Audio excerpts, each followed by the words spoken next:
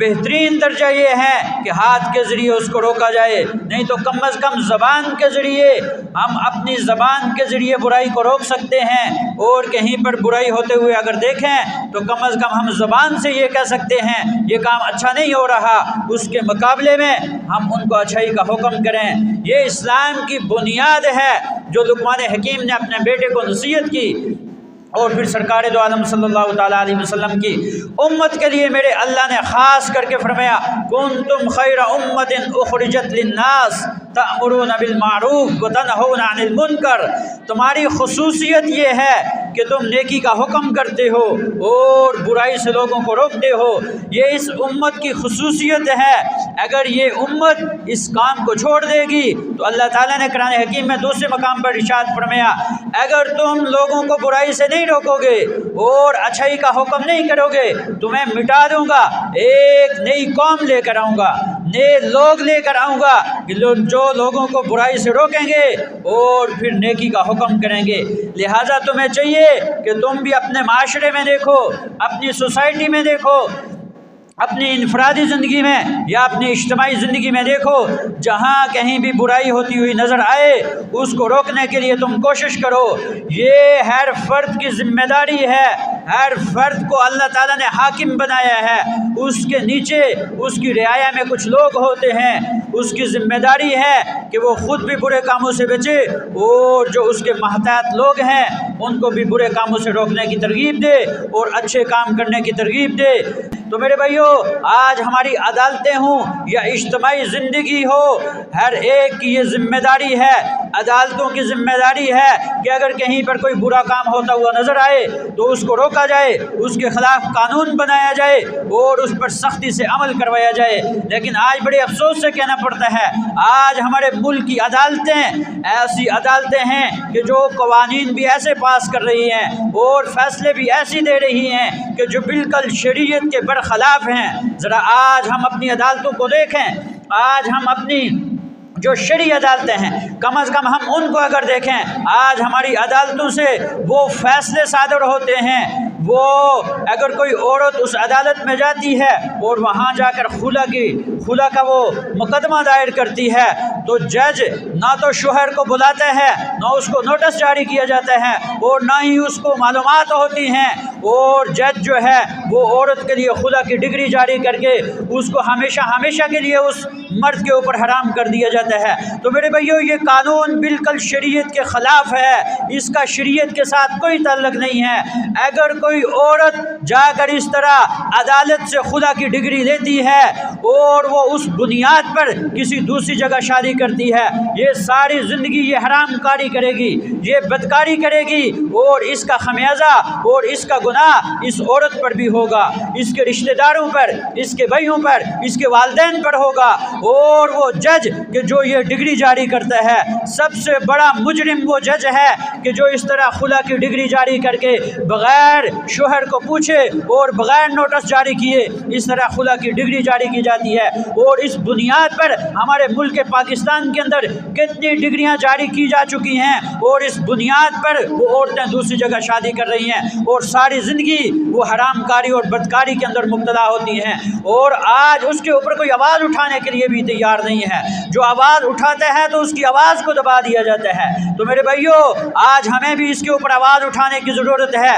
اس بل کا، اور اگر اس طرح کی کوئی ڈگری جاری کی جاتی ہے جو خلا کی بغیر شوہر کی رضامندی کے، اور طلاق کا حق یہ صرف شوہر کو ہے، کسی عورت کو نہیں ہے، کسی جج کو نہیں ہے، یا کسی مولوی کے پاس نہیں ہے، یہ اختیار صرف مرد کے پاس ہے۔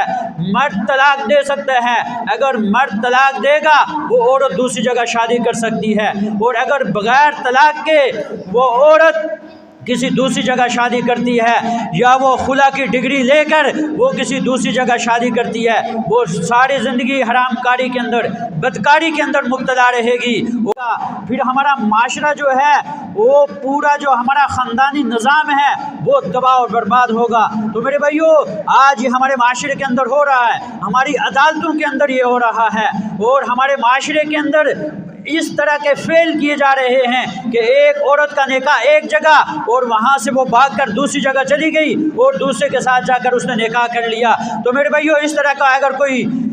کرتا ہے، کوئی عورت کر رہی ہے یا اس کی کوئی پشت پناہی کر رہا ہے، یہ قانون بالکل اسلام کے برخلاف ہے، اس کا اسلام کے ساتھ کوئی تعلق نہیں ہے۔ یہی ہوگا پھر آج ہمارے ملک پاکستان کے اندر دیکھیں جگہ جگہ پر اور آئے روز ہم سنتے ہیں قتل و قتال کا بازار گرم ہے، کہیں پر عورت غیرت کے نام پر قتل کی جاتی ہے، کہیں پر عورت وہ اپنی عزت کو بچانے کے لیے وہ خودکشی کر رہی ہوتی ہے، کہیں پر کسی عورت کے ساتھ ریپ کیا جاتا ہے اور پھر اس کے بعد اس کو قتل کر دیا جاتا ہے۔ آپ نے سنا ہوگا سوشل میڈیا کے ذریعے ہمارے پنجاب کالج میں ایک واقعہ ہوا اور اس واقعے کی حقیقت یہ سامنے نہیں لائی جا رہی کہ آخر وہ واقعہ ہوا کیا ہے، کیا کن لوگوں نے یہ واقعہ کیا ہے، ان کو کٹہرے کے اندر لایا جائے اور ان کو سزا دی جائے۔ اگر یہ واقعہ نہیں ہوا تو یہ واقعہ پھیلانے والے اور یہ جھوٹ پھیلانے والے ان کو سامنے لایا جائے اور ان کو سزا دینی چاہیے۔ تو میرے بھائیو، اس طرح کے واقعات یہ ہمارے ملک کے اندر ہوتے رہیں گے جب تک یہ ہمارا تعلیمی نظام جو مخلوط ہے، مرد اور عورت کا نظام جو ہے، یہ تعلیمی نظام جب تک یہ مخلوط رہے گا، یہ جرائم ختم نہیں ہو سکتے جب تک ہمارے ملک کے اندر یہ اعلان ہوتا رہے گا اور یہ نعرہ لگتا رہے گا میرا جسم اور میری مرضی، اور اس کی پشت پناہی ہوتی رہے گی اور وہ لبرل قسم کے لوگ جو اس نعرے کو پروموٹ کرتے ہیں، جب تک یہ نعرہ ختم نہیں ہوگا اس طرح کے جرائم ہوتے رہیں گے۔ اور یہ سوشل میڈیا جو ہے یہ ان جرائم کے بڑھنے کا سب سے بڑا ذریعہ ہے۔ جب تک ہم اپنے بچوں کو اس سے دور نہیں رکھیں گے اور ہم اپنے بچوں کو اسلامی تعلیمات نہیں دیں گے تو میرے بھائیو، یہ آنے والا جو وقت ہے، یہ بچے ہمارا مستقبل ہیں، ان کو پتہ بھی نہیں ہوگا کہ اسلامی تعلیمات کیا ہیں۔ اسلامی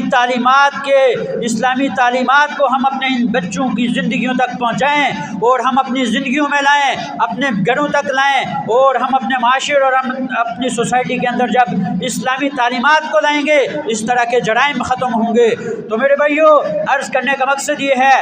حضرت لقمان حکیم نے جو اپنے بیٹے کو نصیحتیں کی ہیں، اگر ہم ان نصائص کو اپنی زندگیوں کے اندر لائیں، اور سب سے پہلی بات کہ یہ جو بھی جرم ہوتا ہے ہمارے ذہن کے اندر یہ ہونا چاہیے میرا اللہ دیکھ رہا ہے، کل قیامت کا دن ہوگا، میرا اللہ ان جرائم کے بارے میں ہم سے ضرور پوچھے گا، اور پھر نمازوں کا اہتمام کیا جائے، دوسروں کو برائی سے روکا جائے اور اچھے کام کرنے کی ترغیب دی جائے۔ اور پھر جب تم کسی سے کلام کرو، کسی سے بات کرو، اچھے طریقے سے اپنے اخلاق کو بہتر بناؤ۔ سرکار دو عالم صلی اللہ تعالیٰ علیہ وسلم نے ارشاد فرمایا، جو بندہ مجھے دو چیزوں کی ضمانت دیتا ہے اس کو جنت کی ضمانت دیتا ہوں۔ ایک، اپنی عزت کی حفاظت جو بندہ کرے گا اس کو جنت کی ضمانت ہے، اور دوسرا وہ بندہ جو اپنی زبان کی حفاظت کرے گا، اس کو بے جا استعمال نہیں کرے گا، کسی کو تکلیف نہیں دے گا، کسی کو گالیاں نہیں دے گا، تو میرے بھائیو اس شخص کے بارے میں فرمایا جو اپنی زبان کی حفاظت کرنے والا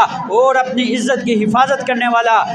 اس آدمی کے بارے میں فرمایا کہ میں اس کو جنت کی ضمانت دیتا ہوں۔ تو میرے بھائیو، آج ہمارے معاشرے کے اندر کون سا ایسا گناہ ہے جو نہیں ہو رہا؟ آج ہمیں چاہیے کہ ہم کم از کم اگر ہاتھ کے ذریعے اس کو نہیں رو سکتے تو ہم اپنی زبان کے ذریعے ان جرائم کو برا کہیں اور نیکی کی ترغیب دیں گے تو یہ ہمارا جو معاشرہ ہے یہ امن کا گہوارہ بنے گا۔ اللہ تعالیٰ جو کچھ کہا سنا عمل پر آنے کی توفیق عطا فرمائے۔